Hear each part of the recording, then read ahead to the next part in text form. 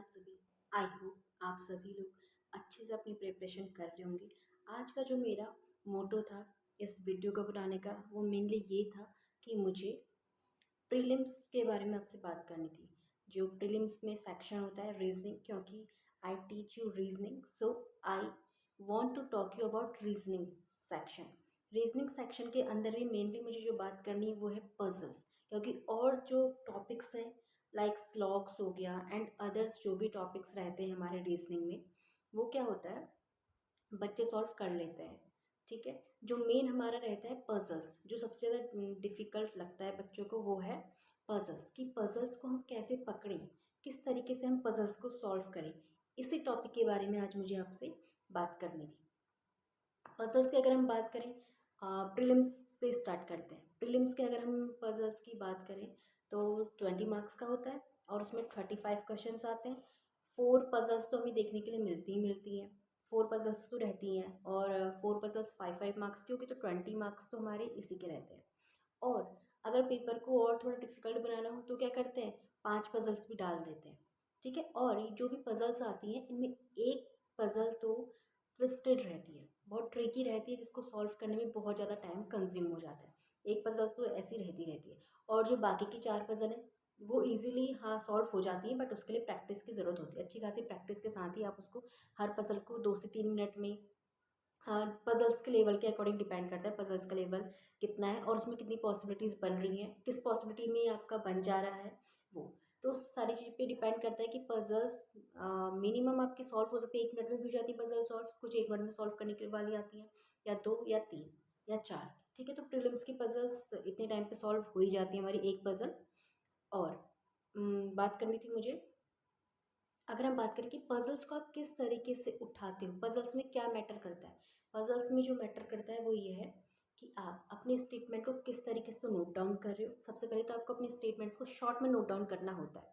जितने शॉर्ट में आप नोट डाउन करोगे, क्योंकि आपको नोट डाउन क्यों कर रहे हो, सिर्फ अपनी अंडरस्टैंडिंग के लिए, आपको दूसरों को नहीं दिखाना है।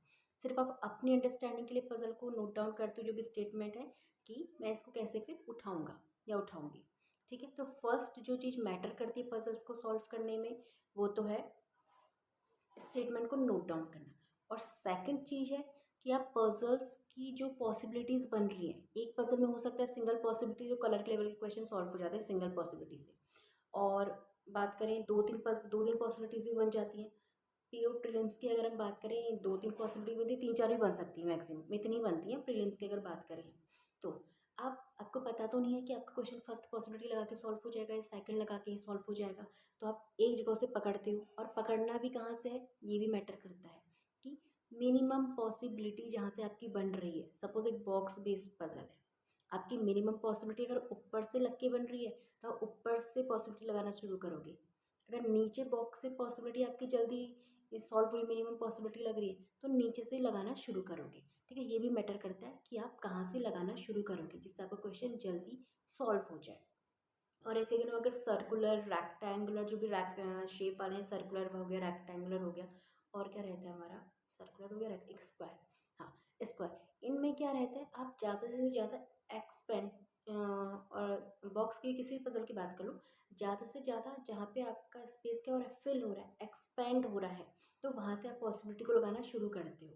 ठीक है, ये आपको हो सकता है जो अभी न्यू है उनको समझ में नहीं आ रहा होगा कि मैं किस बारे में बात कर रही हूँ, कैसे बात कर रही हूँ, बट जो मेरी वीडियोस देखते हैं, जो मुझसे पढ़ रहे हैं, उन्हें पता होगा कि मैं किस बारे में बात कर रही हूँ। अगर जो नए हैं तो मेरी प्लेलिस्ट जाके चेक कीजिएगा, क्योंकि मैंने ज़ीरो लेवल से स्टार्ट किया है। ज़ीरो लेवल्स में भी जो मेरी क्लासेस हैं वो 6 क्लासेस हैं, जहाँ पे मैंने सिर्फ बेसिक के बारे में ही बात की है।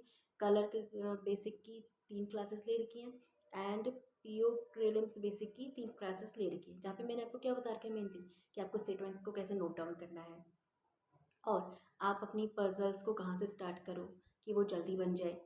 ठीक है, ये सारी चीज़ें मैंने बता रखी हैं। जिन्होंने नहीं देखा है वो जाइए मेरे प्लेलिस्ट पे और चेक कीजिए। और जो मुझसे पढ़ ही रहे हैं उन्हें पता ही है कि हमारा अभी क्या चल रहा है, 100 पजल सीरीज़ की हमारी क्लासेस चल रही है। उसमें हम 50 क्वेश्चंस आज कंप्लीट कर चुके हैं, अब हमें 51 से स्टार्ट करना है। 100 पजल सीरीज़ जो हमारी चल रही है।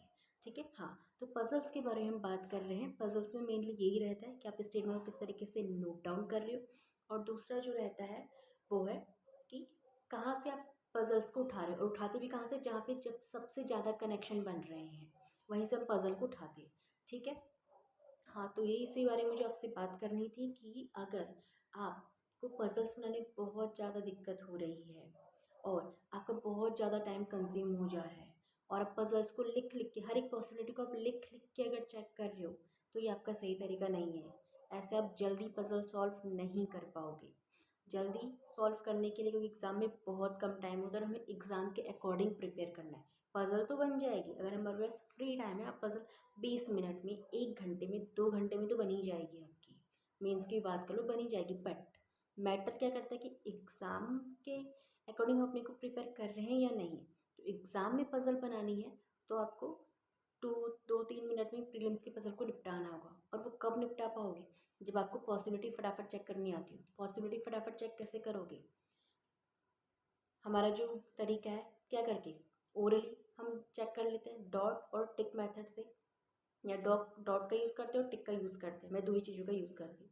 तो इससे हम पॉसिबिलिटी को फटाफट चेक करते हैं और जो नहीं लग रही उसे कैंसिल आउट करते हैं। मैं हर एक पॉसिबिलिटी को लिख लिख के, हर एक चीज़ लिख लिख के चेक नहीं करती, क्योंकि it will take too much time, and this much time we don't get in exam. ठीक है। तो इसलिए ये चीज़ें मैटर करती हैं।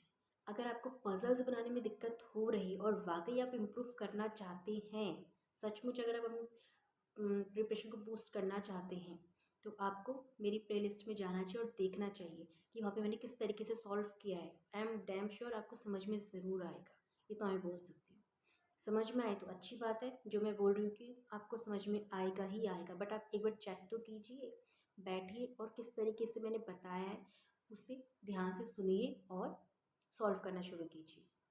अगर समझ में नहीं आता है तो यहाँ पे बहुत सारे टीचर्स ऑनलाइन अवेलेबल हैं, आप उनसे भी पढ़ सकते हैं। ठीक है, but you should check once. Okay, तो बस इतना ही आपसे बोलना था। अब आप जाइए प्लेलिस्ट चेक कीजिए, और हम कल फिर अपना 51 क्वेश्चन नंबर से स्टार्ट करेंगे। 10 क्वेश्चन फिर से निपटाएंगे 100 पजल सीरीज़ का। Okay, have a nice day.